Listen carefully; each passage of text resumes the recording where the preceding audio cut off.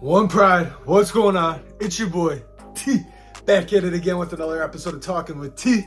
And today we're reacting to the Detroit Lions upsetting the Kansas City Chiefs in Arrowhead. Like I said, they were going to do the other day, and everyone wanted to be like, yo, you're smoking crack. They're not going into Arrowhead and winning that game. I had the faith, and a bunch of other fans had the faith, and it's time to start believing. I've been saying it ever since Dan Campbell and Brad Holmes been fired. Those who have been following my channel, the day one fans of my channel, know how much of a supporter, know how much of the blue Kool-Aid I was drinking when they were 3-13-1 a couple years ago, when they hired Brad Holmes and Dan Campbell. Man, these guys know, they understand, they have a vision, and they're working and they get the players to fit their vision. And you saw that exactly what they did last night. The draft class, everyone wanted to hate on the draft class when we drafted the first night. Everyone's like, why would you draft Jahmyr Gibbs? You saw why you drafted Jahmyr Gibbs. I know we didn't use him as much as we would all like to use Jahmyr Gibbs, but when we did, you saw why we drafted him at number 12, and I would have taken him at number 6. You give him the ball, he's breaking tackles, he picked up a long 1st and 15 when we got a false starter, delay a game.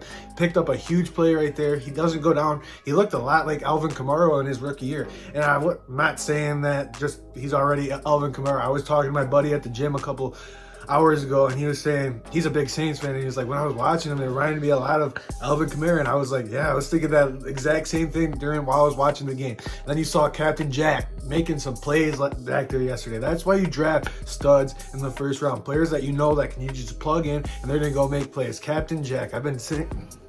He's awesome. He's in position. He's playing his heart out, diving, knocking the ball away. Huge play right there. And Brian Branch, have I not been saying it all summer? I said in a couple videos ago about the Lions that Brian Branch is going to be a stud, and he might win Defensive Rookie of the Year if he keeps it up, man. That guy was all over the field making tackles, making plays. And that's another thing I noticed with the pick 6 yesterday, and that's another thing I noticed with the Detroit Lions. It used to be on contact, the other teams breaking free, getting yards after contact. Now the Lions are tackling, now they're sure-handed tackling. And this goes back to my point last video when I was talking about economists, talking about Amon-Ra St. Brown, talking about how their training camp went, and how Amon-Ra was saying we're just so physical.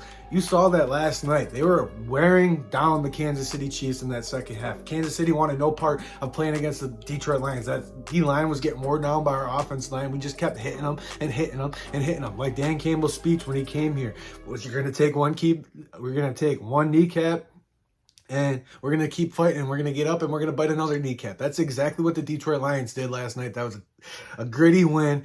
This team, the sky's the limit for his team. You just keep playing, play hard, go 1-0 each week, and that's the business-like approach that they're taking to this season. And everyone wants to say Kadarius Toney dropped the ball. The Lions only won because they were dropping all the ball. You know what else was helping them out? Their right tackle was jumping false start every single play, and they weren't calling it, and they finally called it at the end of the game. So I don't want to hear all the excuses. They didn't have Travis Kelce. They didn't have Chris Jones. They got a lot of help from the referees yesterday.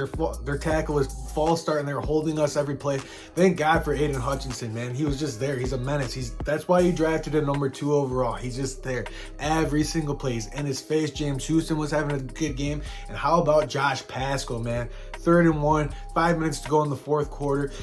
We jump, we get back on the sides, and he just gets right through the line, tackles Rashee Rice for a minimal gain. 4th down, they're punting it back to us, and that's what I was getting at, man. We just wore down the Kansas City Chiefs, man. 4-minute drive, we got to get a couple first downs to get into victory formation to win the game, and that's exactly what the Detroit Lions did, and that's why I think the sky is the limit for this team. They're just so much more physical than any other team.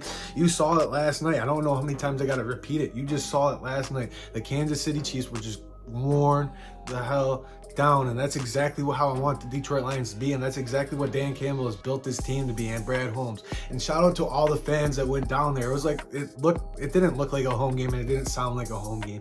But what I'm saying, when it got to the end of the game and you saw that sea of blue down there cheering on the team, man, that means so much for the Lions players, and that means so much for us. Next week against the Seattle Seahawks, man, that place is going to be rocking. And if we go 2-0, man, what a start.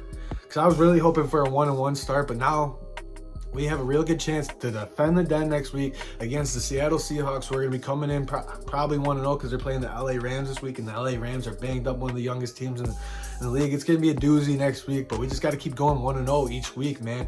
Beat the Seattle Seahawks. To me, they're a personal rivalry. They've beaten us the last 2 years. They beat us out for pick ahead of us in the draft last year. I can't stand the Seattle Seahawks. They're on that similar rebuild track that we're on, so they're a rivalry. Let's go 1-0 each week. One pride. Signing out. It's your boy T. Comment down below. Let me know what you guys think about the game. Like the video, subscribe to the channel, and please keep on this channel, girl. I'll see you guys in the next one. Peace.